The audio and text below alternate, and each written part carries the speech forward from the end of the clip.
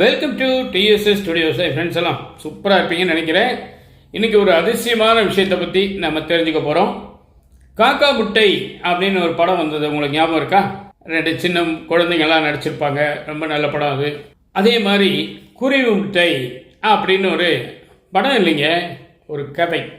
நம்ம காங்கேயம் பக்கத்தில் காடையூர் அப்படின்னு ஒரு ஊர், அதுக்கு பக்கத்தில் கல்லாங்காட்டு புதூர் அப்படின்னு ஒரு சின்ன ஊர் இருக்குது. அதில் ஒரு ஊராட்சி துவக்கப்பள்ளியும் இருக்குது. அந்த பள்ளிக்கூடத்தில் 2ஆம் வகுப்பு படிக்கிற மாணவியின் பேர் தான் தன்யா வர்ஷினி அப்படிங்கிறது. அந்த பொண்ணு ஒரு அருமையான கதை எழுதியிருக்குன்னா நீங்கள் நம்புவீங்களான்னு கேட்குறேன். நம்பித்தான் ஆகணும், உண்மையான விஷயம். திருப்பூர் தினமலர் எடிஷனில் இன்னைக்கு பேப்பரில் வந்திருக்கு. அதை நம்ம வாட்ஸ்அப் குரூப்பில் ஒரு நண்பர் அனுப்பிச்சிருந்தாரு. அதுதான் இன்றைக்கி மேட்டர். வாசிப்பு இயக்கம் அப்படிங்கிற ஒரு விஷயத்தை நம்ம தமிழ்நாடு பள்ளி கல்வித்துறை இப்போ சமீபத்தில் அமல்படுத்த ஆரம்பிச்சிருக்கு. 2023 நடந்துட்டு வருது. அதில் என்ன விசேஷம் அப்படின்னு கேட்டிங்கன்னா, சின்ன சின்ன கதைகள், சின்ன சின்ன புத்தகங்கள், படங்களுடன் விளக்கங்களுடன் சின்ன குழந்தைகளுக்காக தயாரிக்கப்பட்டது. அந்த காலத்தில் அம்புலி மாமா அது இதுன்னு நிறைய பத்திரிகைகள் இருந்த மாதிரி இப்போ வாசிப்பு இயக்கத்தை ஊக்குவிக்கிறாங்க. ஏன்னா வாசிக்கிற பழக்கமே நமக்கு யோசிக்காத அளவுக்கு மறந்தே போச்சு இல்லைங்களா? நல்ல காரியம். அந்த மாதிரி பண்ணும் பொழுது அந்த புத்தகத்தில் உள்ள படங்களை பார்த்து அந்த கதைகளை தெரிஞ்சுக்கிட்டு அந்த வகுப்பு ஆசிரியை, இந்த பொண்ணோட வகுப்பு ஆசிரியை பேர் மகேஸ்வரி அப்படிங்கிறது, அவங்க இதை சொல்லி கொடுக்கும்போது, மிஸ் எங்கள் வீட்டில் கூட இந்த மாதிரி ஒரு குருவி முட்டையிட்டிருக்கு, குஞ்சு பொறிச்சிருக்கு அப்படின்னு இந்த பொண்ணு சொல்ல, உடனே போய் உட்காரு வந்துட்டா பெருசா அப்படின்னு அந்த டீச்சர் சொல்லலை. வழக்கமாக அப்படித்தானே எதிர்பார்த்துருப்பீங்க. இல்லை, அப்படியாடா கண்ணு அப்படின்னு இவங்க இறங்கி அதை பற்றி விசாரிச்சிருக்காங்க. அப்போது அந்த பொண்ணு சொல்கிற விதத்தை வச்சு பார்த்தா, இதையே ஏன் ஒரு கதையை எழுதக்கூடாது அப்படிங்கிற மாதிரி அவங்களுக்கு தோணியிருக்கு. உடனே என்ன பண்ணுறாங்க, நீ இப்போ பார்த்தது, பேசுனது, கேட்டது எல்லாத்தையும் நீ ஒரு கதை மாதிரி எழுதி கொண்டு வா, நாளைக்கு உங்கள் பெற்றோர்களை வர சொல்லுன்னு சொல்லி அவங்ககிட்ட தகவல் சொல்கிறாங்க. இந்த குழந்தை நல்லா சொல்லுது, நீங்கள் ஹெல்ப் பண்ணுங்கள், அந்த கதை நிச்சயமாக நல்லா எழுதும், நல்லா சொல்லுது அப்படின்னு சொல்லி அவங்க ரொம்ப உற்சாகப்படுத்தியிருக்காங்க.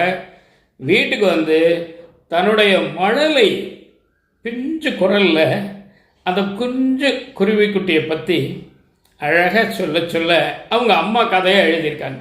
மறுநாள் கொண்டு போய் டீச்சர்கிட்ட காட்ட, அவங்க பார்த்துட்டு நேராக தலைமை ஆசிரியை சாவித்திரி அம்மான்னு இருக்காங்க, அவங்கக்கிட்ட காட்ட, அவங்க என்ன பண்ணியிருக்காங்கன்னா, மாநில வாசிப்பு இயக்கத்துக்கு அந்த பட்டியலுக்கு இந்த கதையை அனுப்பிச்சிருக்காங்க. வருஷம் அது ஒரு புத்தகம் மட்டும் போடுவாங்க போல். அதில் பல குழந்தைகள் இந்த மாதிரி எழுதின கதைகளினுடைய தொகுப்பு இருக்கும். நிறைய பேர் எழுதியிருப்பாங்க, தேர்ந்தெடுக்கிறது அதில் வெளிவரும். அதுக்கு அனுப்பலான்னு சொல்லி அனுப்ப தேர்ந்தெடுத்துட்டாங்க. அதை அறிவிச்சிருக்காங்க.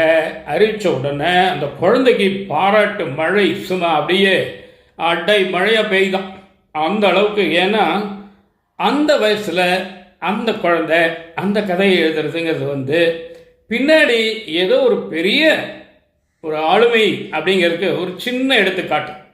விளையும் பயிர் முளையிலே பார்த்தீங்களா, அதுதான் இது. அந்த விவரங்கள் அந்த குழந்தை சொல்ல அவங்க அம்மா எழுத அந்த கதை இன்னைக்கு ஸ்டேட் லெவலில் தேர்ந்தெடுக்கப்பட்டு விரைவில் அந்த புத்தகத்தில் இடம்பெற போகுது.